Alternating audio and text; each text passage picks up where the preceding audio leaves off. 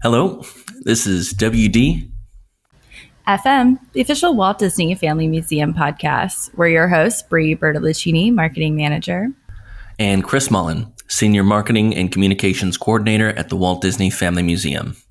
Welcome back. Today we are taking a closer look at the 1941 animated feature film, Dumbo. Chris, I wanted to know, what is your relationship to this film, Dumbo?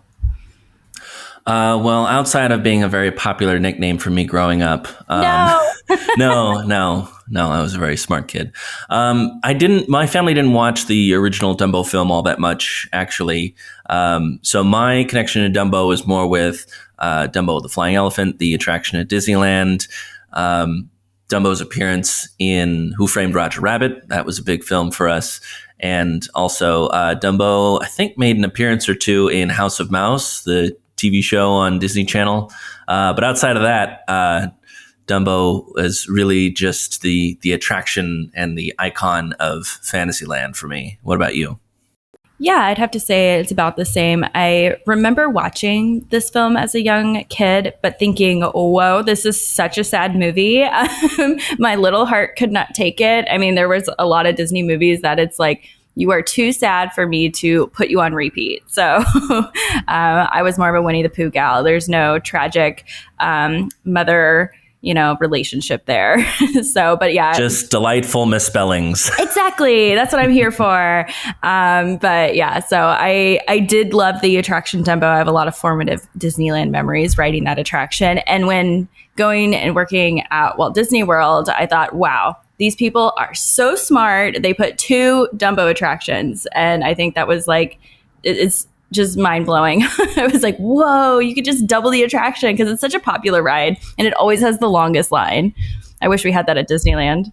That was the first time that I saw Storybook Circus as well, was when I was working at Walt Disney World around the same time. And I was taken aback by just how popular Dumbo continues to be on both coasts, so much so that in Florida they have the dueling Dumbos as opposed to just the one at Disneyland. Yeah, exactly. Well, I'm really excited to get into this film with you, so let's kick it off. Yes, absolutely. Well, I mean, how else to start than the iconic quote, "Look out for Mr. Stork." Dumbo opens with a stork dropping off baby animals to their parents, including the child of a circus elephant named Mrs. Jumbo. When he is revealed to have massive ears, Jumbo Jr. is cruelly nicknamed Dumbo by the other circus elephants. After Dumbo is taunted and bullied by a group of children, Mrs. Jumbo flies into a protective rage that results in being locked up and forcibly separated from her baby as a mad elephant. Later, Dumbo trips over his ears and crashes into a tower of elephants, causing the circus tent to collapse. He is then dressed as a clown and forced to do dangerous stunts. Dumbo turns his humiliation into triumph when he is encouraged by Timothy Q. Mouse to use his ears to fly and wows everyone at the circus with his new talent. Snow White and the Seven Dwarfs was a blockbuster success that assured Walt of the viability of full-length animated features. With the help of profits from Snow White, Walt built a new state-of-the-art studio in Burbank, California, opening in 1940. He then produced Pinocchio and Fantasia, which had disappointing initial box office performances due to their high expense and the global financial effects of World War II on the international box office. Walt had some of his top artists dedicated to Bambi, a feature film that had faced delays in production, but was close to completion until divisive labor issues and the onslaught of the United States' involvement in World War II threatened the studios.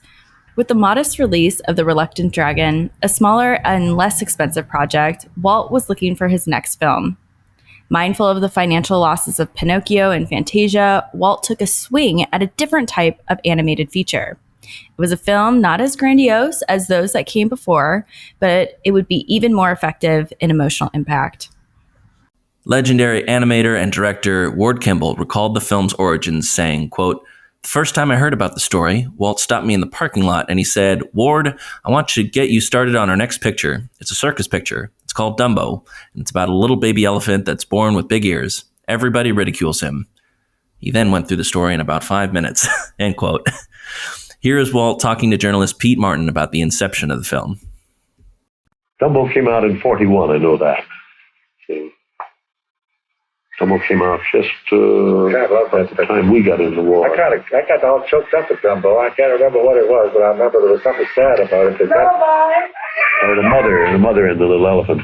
And I put Dumbo together, and I just went right after it. Started with a little idea, and I just kept expanding it. First, I was going to make it as about a 30-minute subject, but as I got developing it, we got little new things in there. I kept expanding. Before I knew it, I had a 62-minute picture.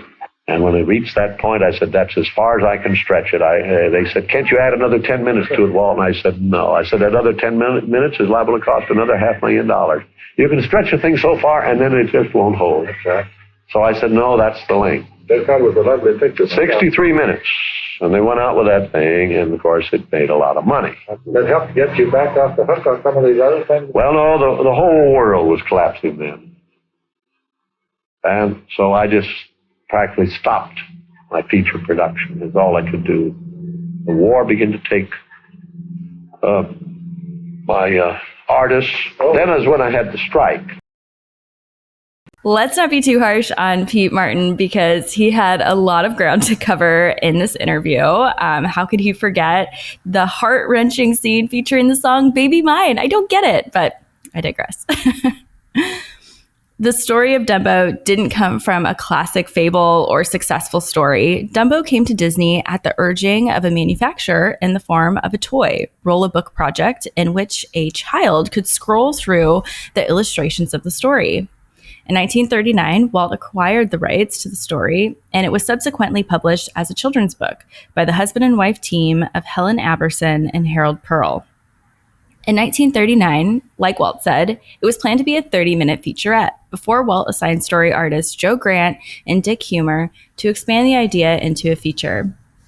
The charming little story became a high-flying masterpiece on the screen. Grant and Humer originally had given Dumbo a voice. However, it was quickly evident that the way to ensure Dumbo's appeal was allow him to express himself through action and emotion, just as Dopey had. According to Time magazine, quote, director Ben Sharpstein and his staff fretted over Dumbo's characterization and form and had decided to give Dumbo a head shaped like a human's when animator Vladimir Bill Teitla asserted himself. I gave him everything I thought he should have, said Teitla. It just happened.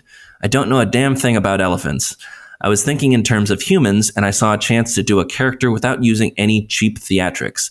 Most of the expressions and mannerisms I got from my own kid. There's nothing theatrical about a 2-year-old kid. They're real and sincere. I tried to put all those things in Dumbo, end quote. I don't know how many 2-year-old kids Bill Teitla knows, but I think that they're very theatrical. Anyways, yeah. by comparison, Teitla previously handled terrifying villains such as Stromboli in Pinocchio and Chernabog in Fantasia. Quite the contrast to the innocent baby elephant. Artist Freddie Moore spoke to Time about animating Timothy Q. Mouse, saying, quote, the greatest problem with Timothy was not to make him too cute. We had to get a tough guy with a big heart. I just played around with him. Had him walk a couple of dozen steps in 12 frames, then in 8, until I got just the right cockiness to it. When I finally got rolling on him, he was the easiest fellow I ever animated, end quote. With sequences as diverse as the rousing Casey Jr. train journey to the circus grounds, the emotional meeting of Dumbo and his mother to the tune of Baby Mine, or Dumbo's surreal visions of pink elephants on parade, the picture combines beautiful imagery, appealing characterization, and whimsical music. The sequences build and transition seamlessly to the next, such as when the dancing pink elephants morph into scattered clouds over the sunrise. The film is intensely focused on the relationship between parent and child. In the opening scene, Mr. Stork rhymes, quote, here is a baby with eyes of blue, straight from heaven, right to you. Or, straight from heaven, up above, here's a baby for you to love, end quote. We see throughout the opening scenes of the film just how much Mrs. Jumbo loves her baby and defends him fiercely against the children attending the circus who mercilessly tease little Dumbo. In arguably one of the most heartbreaking scenes in Disney animation history, especially according to Bri, Timothy Q. Mouse takes Dumbo to see his mother when she is locked away in what other elephants describe as solitary confinement. Chained inside her cell, she is only able to rock her baby through the slats. We also see other mother animals in the circus tenderly, sweetly slumbering with their babies. Timothy sheds a tear. Audiences around the world did as well. The song Baby Mine was written by Ned Washington with music by Frank Churchill and sung by Betty Noyes. The song would be nominated at the 1941 Academy Awards for Best Song. The film's score went on to win the Academy Award for Best Music Scoring of a Motion Picture. If you listen closely while watching the film, you may notice some familiar voices. Mr. Stork was voiced by the legendary Sterling Holloway, speaking of Winnie the Pooh, in his first Disney performance of a nearly 40-year relationship with the Walt Disney Studios. A few of his famous Disney roles include Adolescent Flower in Bambi, Cheshire Cat in Alice in Wonderland, Kaa in The Jungle Book, and the titular Winnie the Pooh. Verna Felton also provided the uncredited voice for Dumbo's mother and the stuffy matriarch elephant. She notably also voiced the fairy godmother in Cinderella, the Queen of Hearts in Alice in Wonderland, and Flora in Sleeping Beauty. Here's an early, fun, and fancy fact. Ink and paint artist Marcelite Gardner, an early voice of Minnie Mouse, provided the hiccups for Timothy Q. Mouse. That is very fun. Well, speaking of fun facts, here's Walt talking to Pete Martin about the underlying fun of making the film. Little Dumbo was one that we had a lot of fun with. That thing was the most sort of spontaneous thing we've ever done. So you had fun doing Dumbo, huh? And Dumbo sort of grew. Just started with a little idea, and as we kept working with it, we kept adding, and before we knew it, we had a feature. It was really a fun picture. Dumbo was released on October 23rd, 1941, during what Walt once described as, quote, the toughest period in my life. As mentioned earlier, the Walt Disney Studios were facing a labor strike and economic struggle due to the increasing pressures on the European film market stemming from World War II. When future success looked anything but certain, Walt, like the character of Dumbo, learned to fly, metaphorically speaking. As Timothy Q. Mouse declared to Dumbo, quote, the very things that held you down are going to carry you up and up and up. And up and up and up they did. The film released to widespread critical acclaim. Bosley Crowther, incredible name, from the New York Times, wrote that Dumbo was the most genial, the most endearing, the completely precious cartoon film ever to emerge from the magical brushes of Walt Disney's wonder-working artists. Never did we expect to fall in love with an elephant, end quote. Walt wrote back to critic Alexander Wolcott about the making of Dumbo, quote, it was just one of those little things we knocked out between epics, end quote. Just one of those little things. That's such a great quote. It's just like, him trying to be modest. Like, yeah, it was just like not a big deal. It was so easy to do. No sweat off our backs. I know that epic is like an actual term for a kind of film, but it's funny to like call your own product an epic. Yeah. But I mean, if anyone can do it, he can. Exactly. Well, by the time the holidays approached, Dumbo was a financial success. The picture struck a chord with audiences who, in the shadow of major geopolitical events, embraced the simple sentiment and the inspiring story of a plucky pachyderm and his triumph over adversity. Time magazine planned to recognize Dumbo in its December 29th, 1941 issue with a cover portrait giving him the title Mammal of the Year. This was a reference to the annual Time tradition of selecting a Man of the Year, presented today as Person of the Year. This was an unheard of honor at the time that Dumbo would be selected. Disney studio artists set to work creating a cover portrait of their high-flying movie star. A simple black and white pencil rendering with a smiling Dumbo beside a circus tent was first presented. The drawing was reportedly thought to be too pleasant and looked like an actual film still rather than a cover portrait. For the second design, this one used only a pencil and ink wash, and Dumbo was without a smile and his eyebrows raised in an expression of uneasiness or nervousness. Plans of Dumbo's cover debut moved ahead, but then in the early morning of Sunday, December 7th, 1941, the attack on Pearl Harbor sent the United States into World War II. Dumbo's cover was replaced with General Douglas MacArthur, noted as the, quote, MacArthur of the Philippines. Dumbo was still featured in the December 29th, 1941 issue in the cinema section. Readers found an unusually candid behind-the-scenes story and loving appreciation of Dumbo, still under the headline Mammal of the Year, but with an article that had obviously been recrafted to the context of the times.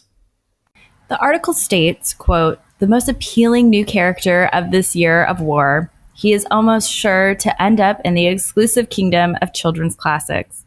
He may not become a U.S. folk hero, but he is certainly the Mammal of the Year. The article ends with a great summation of Dumbo's success. Quote, Dumbo has yet to be drafted, but his number is about up. The little fellow's good fortune has not only served to restore Disney men's faith in themselves as artists, he has also rekindled the light in Disney's eye. He didn't cost much, and he is expected to gross almost as much as Snow White did in the U.S. He may get his boss out of debt, and he has once again proved to him that in cartooning, personality is the thing. Now, when Dumbo aired on the Disneyland television show, Walt said, quote, from the very start, Dumbo was a happy picture. It really started from a very simple idea, and like Topsy, just grew. We weren't restricted by any set storyline, so we could give our imaginations full play. In other words, if a good idea came to us, we'd put it in the story. In that same lead-in, Walt mentioned that it was his favorite of all of his films. Well, and on that note, it is time for our fun and fancy facts segment where we share some fun and occasionally fancy facts about our favorite pachyderm. To kick us off, here's an expensive fun fact. In one of the final sequences of the film, it's made known that Dumbo's ears are insured for $1 million. I could buy quite a few peanuts. That's incredible. Beyond Dumbo's own film release in 1941, the elephant has appeared in 4 Disney-produced features. First, in The Great Mouse Detective as a toy in the Toy Maker's Workshop. In Who Framed Roger Rabbit, where Dumbo works for peanuts for R.K. Maroon, startling Eddie Valiant. And in Lilo's room as a plush in Lilo and Stitch. In 2019, Dumbo appeared in the Tim Burton-directed live-action film of the same name as the original. Next, a quiet fun fact. Dumbo is the only Disney character named in the film's title to never utter a single word.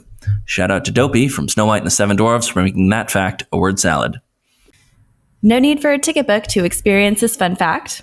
Dumbo has a strong presence in the Disney parks, as we touched on earlier in the episode. The first attraction attached to the franchise was the Casey Jr. Circus Train attraction, officially debuting 14 days after Disneyland opened in 1955. Although Casey Jr. is the little engine that thinks he can, he just couldn't operate on opening day due to mechanical difficulties. Dumbo the Flying Elephant attraction officially opened in Fantasyland a month after opening day, August 16th, 1955.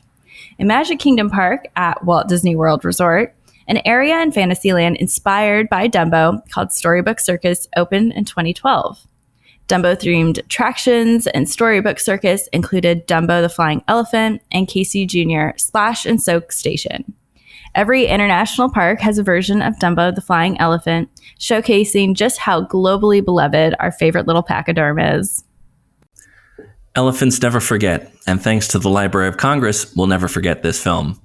Dumbo was added to the National Film Registry of the Library of Congress in 2017. In total, 12 Walt Disney Animation Studios animated feature films have been added to the National Film Registry, including The Little Mermaid, recently announced for 2022. And with that brings us to the end of this special high-flying episode about the film Dumbo. We hope you enjoyed exploring this film with us. This was a lot of fun, Chris. I really enjoyed looking into the little pachyderm that could. Yes. I enjoyed sharing our connections to Dumbo and all the little fun facts that we encountered along the way. Thank you all for tuning in to WDFM, the official Walt Disney Family Museum podcast. Subscribe wherever you get your podcasts. Email us questions or comments at podcast@wdfmuseum.org. Follow us on Facebook, Instagram, Twitter, and YouTube at WDF Museum for all the latest updates. From the both of us, embrace your big ears, find your magic feather, and keep moving forward. Bye. Bye.